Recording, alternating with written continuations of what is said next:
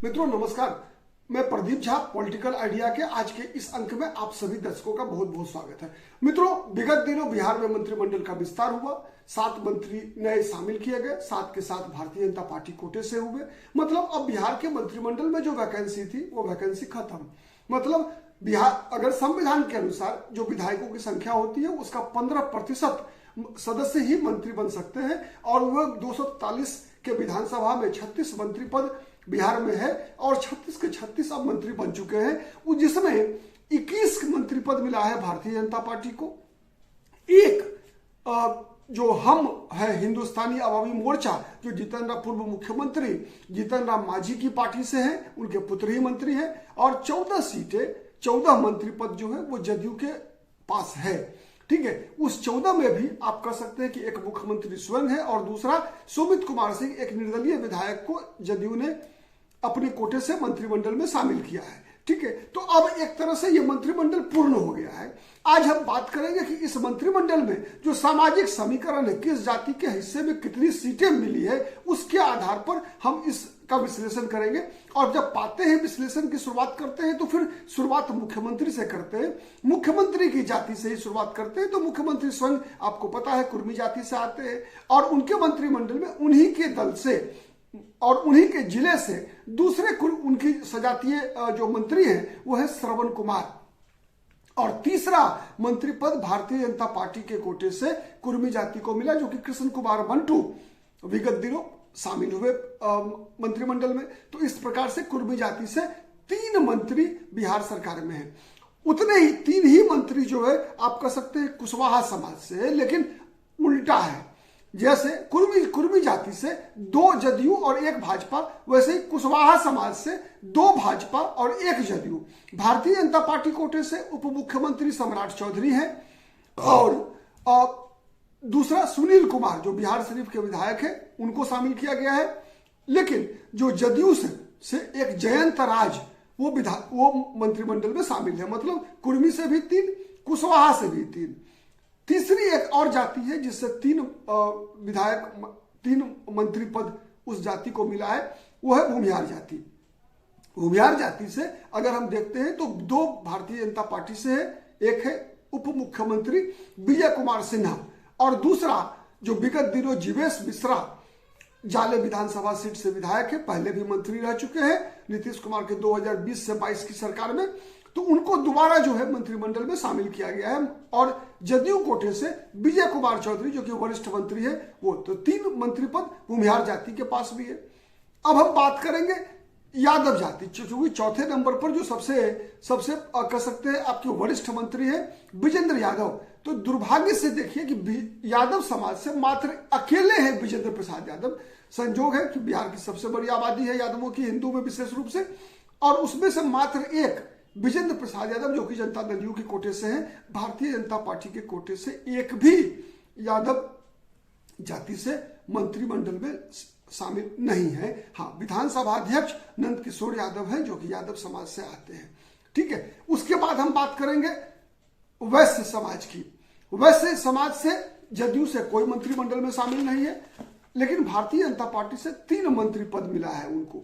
ठीक है, जिसमें एक पहले से जो सदस्य है केदार गुप्ता, वो मंत्रिमंडल में पहले ही से है और 2 मंत्री नए शामिल किए गए। एक है संजय सरावगी जो कि दरभंगा शहर के विधायक है, लगातार 2005 से लगातार वो चुनाव जीतते आ रहे हैं। और दूसरा है रीगा विधानसभा सीट सीतामढ़ी जिले में पड़ता है, वहां के विधायक मोतीलाल प्रसाद जो कि तेली समाज से आते हैं। संजय सरावगी मारवाड़ी समाज से आते हैं। ठीक है, इसके बाद हम बात करते हैं राजपूत जाति की। राजपूत जाति से सबसे अधिक मंत्रिमंडल में सदस्य हैं। इस मंत्रिमंडल में अगर सबसे अधिक पद अगर किसी जाति को मिला है तो वो है राजपूत समाज। राजपूत समाज से जदयू के कोटे से 2 मंत्री पद उनको मिला है, जिसमें दोनों में एक है सुमित कुमार सिंह जो कि निर्दलीय विधायक जीते थे लेकिन जदयू के कोटे से ही है, और दूसरे विधायक है सुमित कुमार सिंह और दूसरा है लेसी सिंह जो कि धमदाहा विधानसभा सीट से चुनाव जीतती है, पूर्णिया जिला से, वरिष्ठ मंत्री है, नीतीश कुमार के काफी करीबी है लेसी सिंह जी। तो इस प्रकार से राजपूत और बीजेपी कोटे से 3 राजपूत विधायकों को मंत्रिमंडल में शामिल किया गया। पहले से ही थे 2 विधायक, नीरज कुमार सिंह बबलू छातापुर विधानसभा सीट के विधायक है, सहरसा जिला से आते हैं, और दूसरा संतोष कुमार सिंह जो कि शाहाबाद से आते हैं, और तीसरा जो विगत दिनों शामिल हुए वो है राजू कुमार सिंह। राजू सिंह जो साहिबगंज मुजफ्फरपुर जिले में साहिबगंज विधानसभा सीट है वहां से विधायक चुने गए हैं, तो उनको इस बार मंत्रिमंडल में शामिल किया गया है। तो मतलब राजपूत कोटे से 3 + 2, 3 भाजपा और 2 जदयू से, मतलब 5 विधायकों को मंत्री पद मिला है। एक और जिस प्रकार से सबसे बड़ी जाति यादव समाज को एक मंत्रिमंडल में स्थान मिला, वैसे ही सबसे छोटी जाति कास्ट उसको भी एक मंत्री पद, जो कि पटना बांकीपुर विधानसभा सीट के विधायक है नितिन नवीन, उनको मंत्रिमंडल में, वो मंत्रिमंडल के सदस्य पहले से ही है। ठीक है, उसके बाद हम बात करते हैं ईबीसी मतलब अति पिछड़ी जातियां। अति पिछड़ी जातियों में सबसे वरिष्ठ मंत्री है प्रेम कुमार। आपको पता है गया में कहार जाति से आते हैं, चंद्रवंशी समाज से आते हैं, वरिष्ठ मंत्री है। 90 से लेकर अभी तक लगातार चुनाव जीतते आ रहे हैं, कभी चुनाव हारे नहीं है। दूसरी नंबर पे आती है पूर्व उप मुख्यमंत्री रेणु देवी, जो कि बेतिया नगर विधानसभा सीट की विधायक है। ठीक है, तो उनको वो पहले ही से मंत्रिमंडल में शामिल है। उसके बाद हरि सहनी जो पहले ही से है, मल्लाह जाति से आते हैं, वो पहले ही से मंत्रिमंडल में शामिल है। सुरेंद्र मेहता बेगूसराय जिला से है, धानुक समाज से आते हैं, पहले ही से मंत्रिमंडल में शामिल है। अब इधर जो शामिल किए गए 2 नए मंत्री बनाए गए हैं अति पिछड़ी जातियों से, एक है विजय कुमार मंडल जो कि केवट समाज से आते हैं, अररिया जिले के सिकटी विधानसभा सीट से विधायक है, उनको मंत्रिमंडल में शामिल किया गया। साथ ही वैश्य समाज की उपजाति तेली समाज से मोतीलाल प्रसाद जो कि रीगा विधानसभा सीट से चुने जाते हैं, उनको मंत्रिमंडल में शामिल किया गया है। तो इस प्रकार से अति पिछड़ी समाज की जातियों की अगर हम बात करें तो उनको 6 मंत्रिमंडल में, और बीजेपी से 6 मंत्री पद मिला है, और जदयू से भी 2 मंत्री अत्यंत पिछड़ी जातियों से बनाए गए हैं, जो कि एक है धानुक समाज से शीला मंडल जो कि परिवहन मंत्री है, और दूसरा मदन सहनी मल्लाह समाज से आते हैं। मतलब पूरे मंत्रिमंडल में 8 अति पिछड़ी जातियों के प्रतिनिधि मंत्रिमंडल में शामिल है। इसके बाद हम बात करेंगे अनुसूचित जाति से। ठीक है, अनुसूचित जाति से जो कोटा है उसमें जदयू से 4 मंत्रिमंडल में सदस्य शामिल है, 4, जिसमें कि 2 है पासवान जाति से, एक है महेश्वर हजारी और दूसरा है सुनील कुमार जो कि शिक्षा मंत्री हैं। साथ ही मुसहर समाज से रत्नेश सदा, वो उनको मंत्रिमंडल में शामिल है, पहले ही से है। एक है पासी समाज से वरिष्ठ मंत्री है भवन निर्माण विभाग के अशोक चौधरी।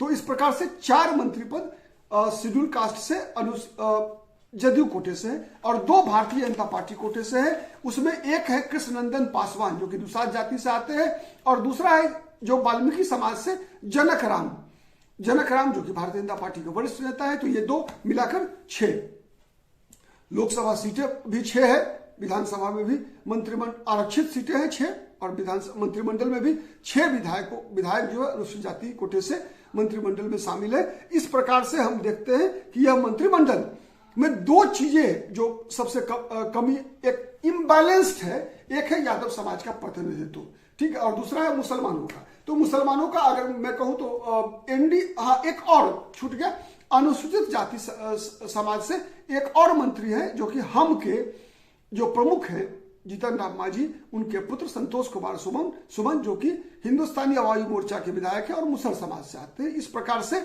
अगर हम देखें तो अनुसूचित जाति से 7 लोग मंत्रिमंडल में शामिल हैं।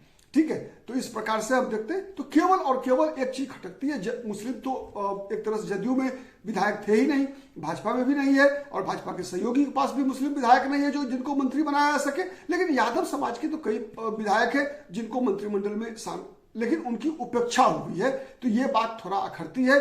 तो यही मुझे लगता है कि मंत्रिमंडल में जो सामाजिक समीकरण है यही रहा है। ठीक है, बहुत बहुत धन्यवाद, नमस्कार। फिर अगले वीडियो में हम किसी अलग मुद्दे पे आपसे मिलेंगे। अगर हमारा ये वीडियो आपको पसंद आता है तो निश्चित रूप से हमारे चैनल को प्लीज सब्सक्राइब कीजिए, साथ ही आप कमेंट भी करने को स्वतंत्र है। ठीक है, क्योंकि होता क्या है कि जो मीडिया है लोकतंत्र का चौथा स्तंभ है, और ये चौथा स्तंभ का काम ही होता है कि समाज के समक्ष जो तीनों और जो लोकतंत्र के स्तंभ है विधायिका, कार्यपालिका और न्यायपालिका, इनकी निगरानी करना और इन तीनों के बारे में सच्चाई के साथ सूचना और विवेचना दोनों आम जनता के पास, दर्शकों के पास, पाठकों के पास पहुंचाना हमारी जिम्मेवारी है। और इस जिम्मेवारी का निर्वाह करने का हम भरपूर प्रयास करते हैं। किसी पार्टी के पक्ष में कोई बातें हम नहीं करना चाहते और ना करते हैं। हाँ, ये बात सही है कि हमारा भी अपना एक मत होगा चुनाव के दौरान, जो जिसके आधार पर हम अपना वोट डालते हैं। लेकिन जब हम किसी टीवी चैनल पे बैठकर अब एक पत्रकार की भूमिका निभाते हैं तो निश्चित रूप से हमारी ये कोशिश होती है कि हम न्यूट्रल रहें, निरपेक्ष रहें। ठीक है, अगर ये निरपेक्षता हमारी आपको पसंद आती है तो निश्चित रूप से आप कमेंट भी करेंगे, लाइक भी करेंगे, हमें शेयर भी कर सकते हैं। बहुत बहुत धन्यवाद। नमस्कार। जय हिंद, जय भारत।